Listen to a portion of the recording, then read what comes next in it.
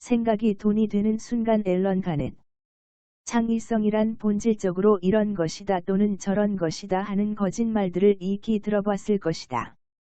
수백 년 동안 현자와 비평가들은 창의적 업적을 이끌어낸 특별한 개인의 에피소드와 창작가의 잠재의식, 신성한 의도에 관해 현란하게 떠들어댔고 대중은 이 말에 아주 쉽게 설득당해왔다. 이 책의 목적은 히트한 창작품 속의 숨은 진실을 드러내는 것이다. 저자는 늘 사람들이 열광한 작품 뒤에 존재하는 패턴에 매혹되었으며 그것을 찾는 데 열중해왔다. 그리고 그가 알아낸 것은 결국 창의성을 둘러싼 신화는 신화에 불과하다는 사실이다. 이는 남다른 초능력을 가지고 태어나지 않아도 위대한 예술 작품을 창조하거나 큰 기업을 이룰 수 있다는 말이다. 사실 히트작을 낸 크리에이터들은 이를 만들기 위해 지렛대로 활용하는 패턴이 있었다. 그리고 이는 대부분의 사람들이 이용할 수 있는 패턴이다. 직관적이긴 하지만 배울 수 있으며 신비주의와 아무런 관련이 없다. 이 책에서는 우리가 의도적으로 따라 할 수 있고 위대한 아이디어를 창작해내고 실행할 수 있는 것들을 소개해준다. 크리에이티브에 관한 거짓말. 우리가 아는 바로는 비틀즈의 예스터데이는 폴 맥카트니가 꿈에서 들은 멜로디에서 탄생했다는 것이다. 하루 아침에 영감에 의해 천재적인 작품이 탄생했다고 보는 창의력에 관한 영감 이론은 요즘 대다수의 사람이 창작 활동의 위대함을 바라보는 방식을 지배한다. 그러나 예스터데이의 탄생 스토리는 널리 알려져 있지만 맥카트니가 꿈속의 선율을 하나의 완성된 노래로 다듬은 과정은 그만큼 알려지지 않았다. 맥카트니에게 신성한 영감처럼 보였던 것은 실제로 그가 좋아하는 음악에 잠재된 결과물일 가능성이 있다. 번개같이 번뜩인 영감의 결과물로 알려진 이 아이콘 팝은 사실 2년에 가까운 오디세이 여정을 겪은 힘겹고 치열한 산고를 거친 작품이었다. 저자는 창의성에 관한 최근의 과학을 닥치는 대로 섭렵하고 천재성을 해독하는 최신 도구나 기술을 사용하는 학자들을 인터뷰했으며 학계의 평가를 거친 논문이나 저널을 수도 없이 검토하여 놀랍고도 흥미로운 사실을 발견했다. 바로 창의력에 관한 영감 이론은 전혀 사실이 아니라는 것이다. 저자가 연구한 자료들은 우리 대다수가 히트작을 연달아 내는 예술가들과 똑같은 잠재된 창의성을 가지고 태어난다는 사실을 증명한다.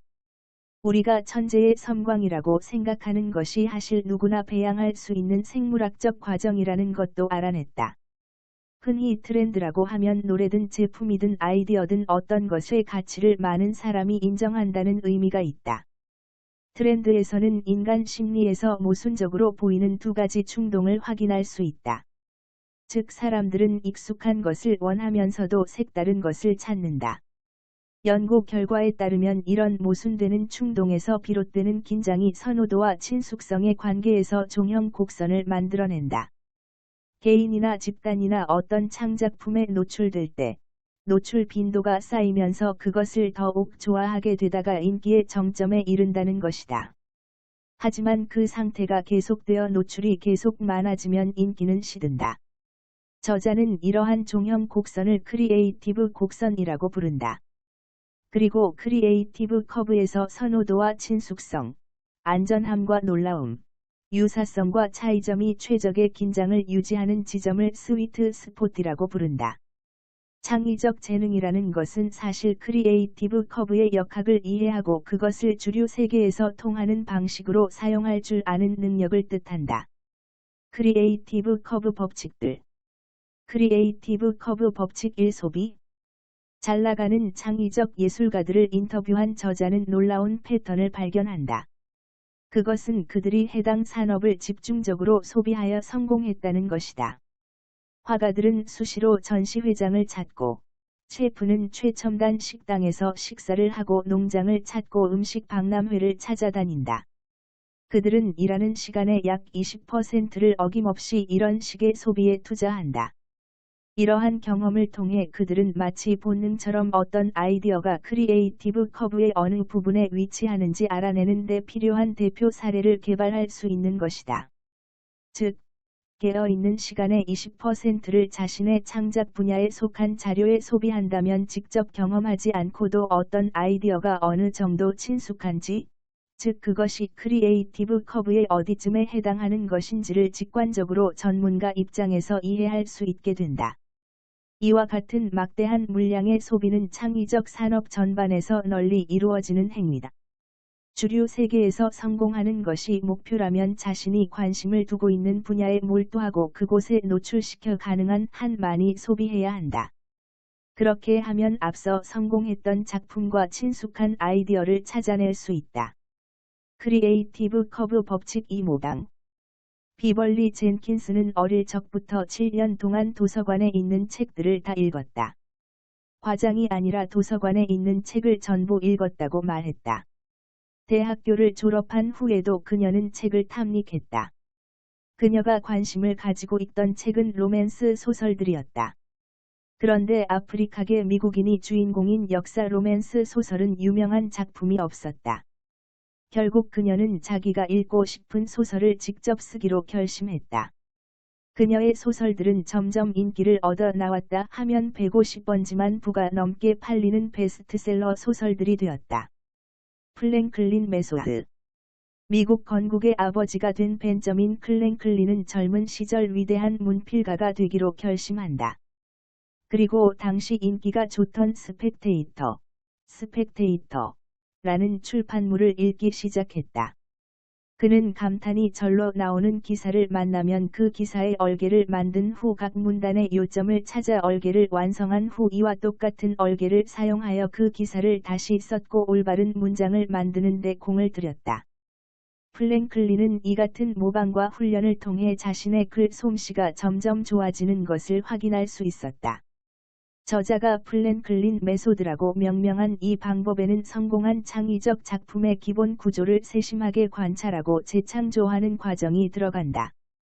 현대식 응용. 앤드루 로스 소키는 CNBC 스쿼크 박스의 앵커이면 베스트셀러의 작가이며 인기 드라마 빌리언스를 공동 제작한 사람이다.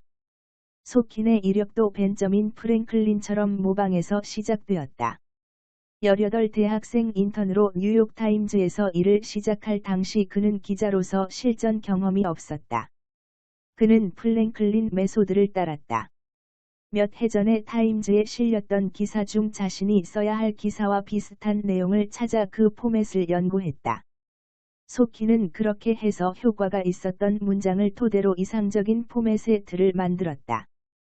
플랭클린 메소드는 그에게 훌륭한 비즈니스 기사의 기본을 가르쳐 주었고 그것이 결국 고속 출세를 도왔다. 소킨과 플랭클린이 그랬듯 이러한 패턴들은 모방이라는 방법으로 가장 잘 습득할 수 있다. 존경하는 사람을 따라하고 그들이 이룩했던 성공 사례들을 다시 구축할 수 있다면 크리에이티브 커브의 정확한 지점에 콘텐츠를 만들기 위해 필요한 패턴을 흡수하는 데 한 걸음 가까이 갈 수 있다. 크리에이티브 커브 법칙 3 창의적 공동체. 창의성을 요구하는 분야에서 세계적인 성공을 거두기 위해서는 주변 사람들과 공동체를 조성하는 것이 무엇보다 중요하다. 이것은 단순히 협업자가 필요하다는 의미가 아니다. 창의력과 관련된 네트워크에서는 다음에 4가지 다른 유형의 사람들이 존재한다는 사실을 확인했다.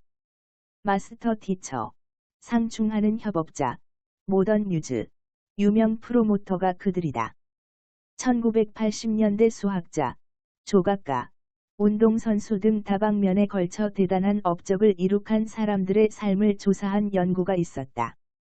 궁극적으로 그들에게 성공을 가져다 준 공통 요소가 무엇인지 알아내는 것이 그 연구의 주목적이었다.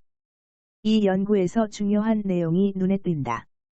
어느 분야에서든 이 연구의 대상이 된 모든 개인은 한때 마스터 티처에게 배웠다는 사실이다. 마스터 티처는 중요한 2가지 역할을 한다. 제약을 가르치고 피드백을 통한 의식적인 훈련으로 제자들을 돕는다. 상충하는 협업자는 한쪽이 부족한 부분을 메워주는 협업자를 말한다. 손발이 척척 맞아서 서로에게 전혀 압박감을 주지 않는 사람과는 협업하지 않는 편이 좋다. 서로의 결함을 찾아내고 이를 극복하는 데 도움을 줄 수 있는 사람을 찾는 것이 좋다. 재능이 밀집된 환경에서는 상충하는 협업자를 찾기가 훨씬 쉽다. 물론 인터넷에서도 동료를 쉽게 찾아 협업할 수 있다. 모던 뮤즈는 지속해서 창작 욕구를 자극하고 용기를 북돋아 줌으로 중요하다. 또한 유명 프로모터는 이미 신임을 받고 있고 그 기득권을 기꺼이 나눠주는 이들이기 때문에 중요하다. 크리에이티브 커브 법칙 4반복. 개념화, 압축, 큐레이션, 피드백의 반복을 계속해야 한다. 이는 모든 창의적인 분야에서 공통적인 요구사항이다.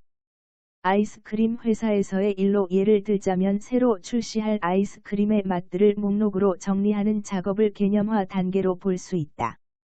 그리고 많은 리스트를 줄이고 선별하는 과정을 압축으로 볼 수 있고 전문가 집단에 의한 검토 단계가 큐레이션 단계이다. 그리고 그 결과와 수정할 내용을 공유하는 피드백 단계로 구성된다. 이러한 반복 과정을 거친다면 누구든 자신의 작품을 다듬어가며 크리에이티브 커브의 이상 지점을 찾을 수 있다. 책에서 많은 예시들과 인터뷰 내용을 설명했지만 간략하게 핵심만 정리해서 이 글을 읽고 대략적인 책의 핵심 개념들을 이해할 수 있을지는 모르겠다. 그렇지만 명확하게 이 책에서 주장하는 내용 중 하나는 천재성의 영감이란 절대 환상이라는 것이다.